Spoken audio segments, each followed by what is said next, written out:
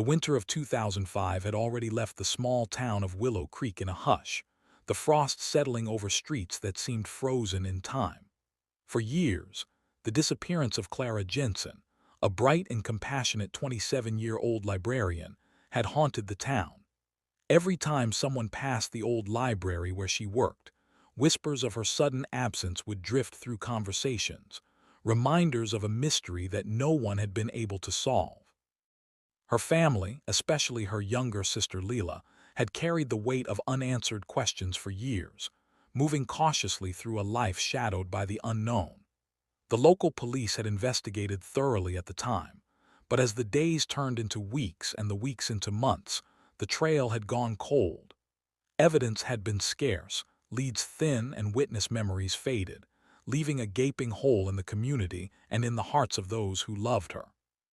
Clara's favorite sweater, still folded neatly in her apartment, seemed to silently mourn her absence. Detective Rachel Meyer, who had recently joined the Willow Creek Police Department, was assigned the cold case in late 2023 after a retired officer mentioned a potential lead that had never been pursued. At first glance, it seemed impossible. 2 decades of dust and fading memories had turned every piece of evidence into a fragile whisper. But Mayer was determined. Her belief that no case was truly unsolvable drove her to revisit every scrap of material, every old photograph, and every witness statement. Her first step was to recreate the timeline of Clara's last known day with meticulous care. Clara had left work early that Friday, excited about an upcoming book club meeting she had planned for the following week. She had spoken to a friend on the phone in the afternoon, laughing over a shared joke, completely unaware that her life was about to take a devastating turn. The detective noted how ordinary the day had seemed, a cruel contrast to the horror that would soon define it. One breakthrough came unexpectedly when an old storage locker receipt surfaced in the files. Clara's apartment manager recalled that a delivery had been made on the day she disappeared, a package addressed to a name no one recognized. At the time, it had seemed insignificant, but Mayer's instinct told her otherwise. Delving into the details, she discovered that the delivery belonged to a man named Phillip Crowley, a local who had largely stayed under the radar over the years. A faint shiver ran down her spine as she realized that his name appeared in a few old incident reports, minor disturbances that no one had connected to the disappearance of Clara. Using modern investigative techniques, she was able to track Crowley's movements through bank records, old employment logs, and community surveillance footage.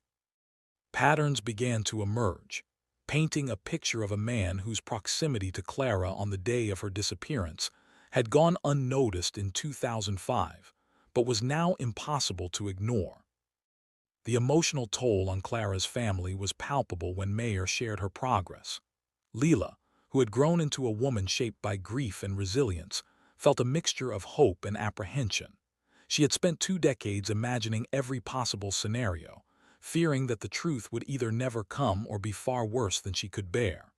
Now, the thought that Clara's story might finally reach its conclusion brought both relief and a sharp sting of anxiety. The family revisited old photographs, items from Clara's apartment, and letters she had written but never sent. Each piece reminded them of the person she was, thoughtful, ambitious, and fiercely loyal to her friends. These memories fueled their desire for justice, making them active participants in the ongoing investigation, providing details and recollections that might have seemed trivial at the time but now held crucial significance. As Mayer dug deeper, the pieces of the puzzle began to click.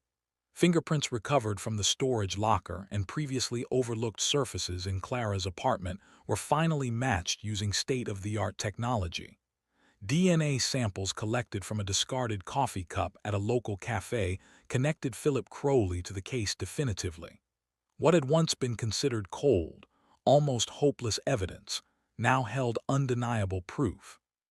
The detective felt a mixture of vindication and trepidation. Years of meticulous work had brought her to the precipice of resolution, but the reality of confronting the suspect remained daunting.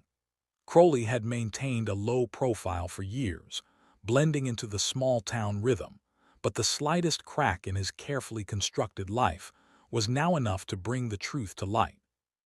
The arrest of Phillip Crowley sent shockwaves through Willow Creek. Residents who had once thought the case would never be solved now confronted the reality that someone they had seen regularly might have been hiding such a dark secret. The town's coffee shops, grocery stores, and even the library became venues for whispered speculation, old rumors revisited, and long-forgotten memories of Clara's presence. Friends of Clara, many of whom had moved away or started families of their own, returned to attend vigils and support gatherings, expressing relief and grief in equal measure. For Leela, watching the town react was surreal. Her sister's absence had always been a private ache, but now it had become a communal moment of reckoning. The revelation of Crowley's connection to the disappearance forced the community to face uncomfortable truths about oversight, memory, and the passage of time. In the courtroom, the prosecution methodically laid out the narrative built over 18 years. Detective Meyer recounted every detail: the overlooked package, the storage locker, the coffee cup, and the meticulous reconstruction of Crowley's movements. Witnesses who had once been too frightened or too far removed from the events of 2005 returned to testify, some recounting subtle, previously dismissed interactions that now painted a coherent picture. The community listened, riveted, as the meticulous unraveling of the case revealed Crowley's careful efforts to hide the truth. Yet amidst the revelation was a sense of catharsis. Each piece of evidence, each story told, slowly wove Clara back into the fabric of her town's collective memory, ensuring that she would never be forgotten. Even as the trial progressed, twists continued to surface. A former friend of Crowley's came forward, revealing that he had confided in her about certain actions he claimed were harmless, but were now interpreted in a chilling context. Other evidence, previously considered peripheral, gained significance under the lens of modern forensic analysis. The complexity of the case demonstrated how careful manipulation and small-town familiarity could allow a person to evade detection for years. Yet it also underscored the relentless progress of science and investigative persistence. Every revelation, while painful, brought the community and Clara's family closer to understanding the full extent of what had happened that winter day so long ago. The winter in Willow Creek had faded, but the shadow of Clara Jensen's disappearance still clung to the town. With Phillip Crowley in custody, the investigation intensified, uncovering the depth of his deception and the meticulous ways he had concealed the truth. Detective Rachel Meyer spent long nights reviewing Crowley's past relationships, daily routines, and the gaps in his story that had been overlooked in 2005. What had initially appeared as a straightforward disappearance now revealed layers of manipulation, intimidation, and calculated evasion. Mayer's goal was no longer just to prove Crowley's involvement, but to reconstruct the sequence of events in a way that would give Clara a voice, however belatedly. As the investigation unfolded, Meyer discovered that Crowley had taken steps to manipulate witnesses, leaving a trail of fear that had silenced potential testimonies for years. One particularly harrowing revelation came from a former coworker of Clara's, Marcy Caldwell, who admitted that Crowley had contacted her shortly after the disappearance. At the time, she had brushed off his behavior, fearful of retaliation, but the conversation now took on a sinister tone in light of his arrest. She revealed how Crowley had tried to paint himself as a helpful neighbor, subtly shifting suspicion away from himself while sowing doubt about Clara's intentions that day. These confessions provided crucial context, showing that Clara's disappearance was not random, but the result of calculated actions by someone she had unknowingly trusted. The emotional weight of these discoveries fell heavily on Clara's family. Layla, in particular, struggled with a mix of relief and outrage. Every new piece of information forced her to reconcile the memory of her sister as a joyful, vibrant woman with the grim reality of what had been done to her. Friends and family, who had long wondered if they would ever know the truth now found themselves reliving moments they had buried. Clara's parents, once stoic in their grief, wept openly during meetings with detectives as they examined photographs, letters, and old belongings. They clung to these remnants as evidence of a life unjustly stolen, drawing strength from each detail that kept Clara's presence alive in their hearts. Meanwhile, forensic analysis continued to yield critical breakthroughs. DNA evidence recovered from a coat Clara had left in the library, combined with samples from Crowley's known items, confirmed what investigators had suspected. The two had been in close proximity during the crucial hours before Clara's disappearance. Additionally, advanced genealogy tools uncovered links between Crowley and a previously unidentified associate, who had unknowingly provided information that corroborated Meyer's timeline. Every confirmation, every match, added clarity to a case that had seemed impenetrable for nearly 2 decades. What had once been circumstantial suspicion transformed into undeniable proof, reinforcing the narrative that Clara's disappearance had been no accident. The courtroom proceedings became a spectacle of emotional intensity, not for their drama, but for the raw humanity on display. Witnesses recounted Clara's last day with vivid detail, emphasizing her warmth, her humor, and the ordinary routines that had made her life so relatable. The prosecutor highlighted the psychological manipulation Crowley had employed, demonstrating how his careful planning had allowed him to remain undetected for so long. Meyer's testimony was central to the case, weaving together forensic evidence, witness statements, and reconstructed timelines. The story of Clara Jensen, once fragmented and obscured by time, began to emerge in its entirety, allowing the jury, the community, and her family to understand the extent of her ordeal. Even as the trial progressed, unexpected twists emerged. A neighbor who had been silent for years came forward with recollections of suspicious activity near Clara's apartment in the weeks leading up to her disappearance.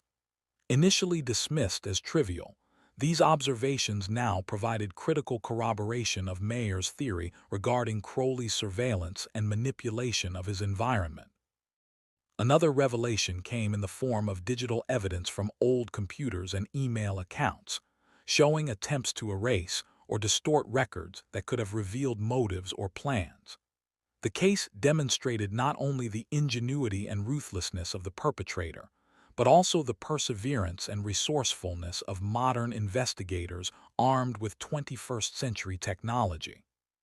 The town of Willow Creek experienced a resurgence of collective grief and cautious optimism as news of these developments spread.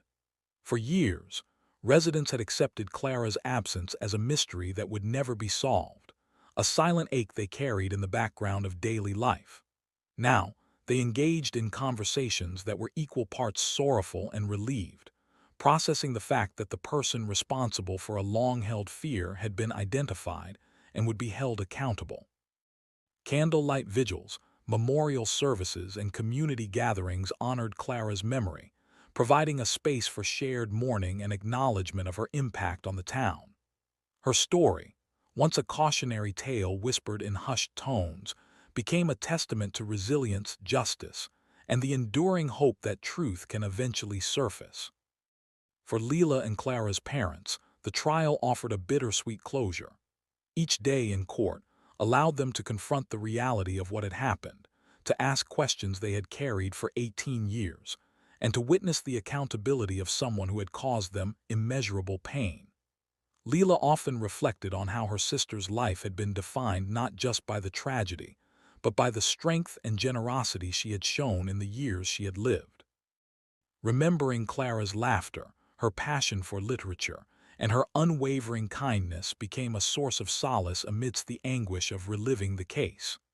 Family photos displayed in court reminded all present that Clara's existence had been full and meaningful, and that the fight for justice, though long delayed, honored her legacy. The final weeks before sentencing were tense, punctuated by emotional testimonies from those who had once been too frightened or too distant to speak. The prosecutor meticulously presented the timeline of events, highlighting Crowley's manipulation, the forensic evidence, and the corroborating witness accounts. Each piece reinforced the narrative that Clara's disappearance had been orchestrated with intent, and that the truth, once obscured, had now been meticulously uncovered. The courtroom was silent, absorbing the weight of nearly 2 decades of pain, confusion, and unanswered questions.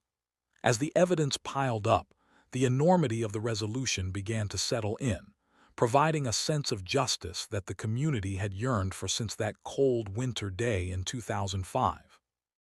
The sentencing day arrived with a sense of solemn anticipation. The courtroom was filled with familiar faces, neighbors, friends, and those who had quietly carried the memory of Clara Jensen for 18 years. Leela sat close to her parents, her hands tightly clasped, feeling a mixture of dread and relief. The years of uncertainty, the haunting what-ifs, and the unanswered questions had led to this moment. And though nothing could truly erase the trauma, the hope that justice would finally be rendered gave her a fragile sense of peace. The air was heavy, the silence punctuated only by the shuffling of papers and whispered conversations, each person silently bracing for the culmination of a long and arduous journey.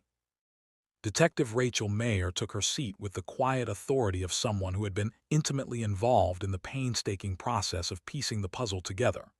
Every detail, every lead that had once seemed insignificant, had been meticulously examined, scrutinized, and cross-checked. She thought back to the late nights poring over old files, the forensic reports that demanded reinterpretation, and the endless phone calls to witnesses who had remained silent for years. The truth, buried under layers of fear, negligence, and time, was now emerging in full clarity. Meyer felt a surge of quiet satisfaction knowing that the perseverance of investigators had finally given Clara a voice. As the prosecutor outlined the case, the room seemed to shrink under the weight of the narrative. The meticulous planning, the subtle manipulations, and the cruel deception of Phillip Crowley were laid bare. Witnesses recounted moments long suppressed in memory, glimpses of suspicious behavior, unsettling phone calls, and strange visits that had been dismissed or forgotten. Each testimony reinforced the meticulous reconstruction of the events leading to Clara's disappearance. One particularly chilling revelation came from a former colleague who revealed how Crowley had created a false narrative to divert suspicion, showcasing the lengths he had gone to control perceptions and evade justice. The combination of human testimony and forensic evidence painted a picture too precise to be ignored. The community listened, spellbound, as fragments of Clara's life were restored in the courtroom. Stories of her laughter, her artistic talents, and the warmth she brought to everyone around her contrasted starkly with the cruelty she had suffered. Neighbors recalled how Clara had once helped a lost child find their way home, and how she had been a pillar of support for her friends during difficult times. Each anecdote reminded everyone that she was more than just a case file. She was a person whose absence had left a permanent void. The prosecutor's argument was clear. This was not just about a crime. It was about restoring dignity to a life cut short and ensuring accountability for the person responsible. Unexpected twists continued to emerge, even at this late stage. Digital evidence, long thought lost, surfaced from old devices that Crowley had believed destroyed. Emails, deleted messages, and partially corrupted files revealed an obsessive pattern of surveillance and control. Investigators pieced together timestamps, digital footprints, and metadata that aligned perfectly with witness accounts. These revelations added a new layer to the narrative, demonstrating that Crowley's manipulation had been both psychological and logistical, and that his careful concealment had allowed him to evade detection for nearly 2 decades. The courtroom collectively absorbed the gravity of this evidence, understanding that the complexity of the case had made the delay in justice almost inevitable. For Clara's family, each detail was a double-edged sword. There was relief in the confirmation of what they had always suspected, But there was also renewed grief as the reality of her suffering crystallized. Leela remembered the nights she had spent wondering if her sister had been frightened, lonely, or in pain, and now those memories were intertwined with hard evidence of Crowley's culpability. Her parents, once stoic pillars of support, shed tears openly, allowing themselves to mourn openly for the first time in years. Friends and neighbors shared hugs, stories, and quiet reflections, acknowledging the collective impact of Clara's absence. The community, long subdued by fear and unanswered questions, began to feel a tentative sense of closure. The courtroom proceedings concluded with Crowley's defense attempting to minimize responsibility, citing gaps in memory and questioning the reliability of witnesses. But the sheer weight of corroborated evidence, DNA analysis, and digital records left little room for doubt. The jury listened intently, absorbing every nuance, every revelation, until the case was undeniably clear. Meyer observed the proceedings with a sense of cautious optimism, knowing that the intricate web of facts had been presented with integrity and precision. The moment of reckoning was imminent, and the tension in the room was palpable as the jury prepared to deliver its verdict. When the verdict was finally announced, a collective sigh of relief rippled through the courtroom. Guilty on all counts. The words reverberated like a balm for nearly 2 decades of uncertainty and anguish. Crowley's face, once composed and defiant, revealed a flicker of disbelief. Justice, long delayed, had arrived. Leela felt her body tremble as a wave of emotion washed over her. Relief, sorrow, vindication, and a bittersweet sense of closure. Her parents embraced her, tears streaming down their faces, each of them silently acknowledging that the journey to this point had been excruciating but necessary. The community, present in the courtroom or following news reports, shared in the catharsis, understanding that the resolution of this case restored faith in the system and in the possibility that truth could prevail, no matter how long it took. In the weeks following the verdict, Willow Creek began a quiet process of healing. Memorials for Clara were organized, celebrating her life and honoring the resilience of her family. Leela spearheaded a local initiative to raise awareness about missing persons and the importance of revisiting cold cases with modern forensic techniques. Schools and community centers hosted talks, inviting law enforcement and forensic experts to discuss how persistence and technology can uncover long-hidden truths. Clara's story, once shrouded in mystery and sorrow, became a symbol of hope and perseverance. The town collectively acknowledged the years of fear and uncertainty, and through shared remembrance, they began to rebuild a sense of safety and unity. Detective Meyer continued to monitor the impact of the case, feeling a profound sense of responsibility and accomplishment. The resolution of Clara Jensen's disappearance had reaffirmed her belief in the value of meticulous investigation, persistence, and the human capacity to confront difficult truths.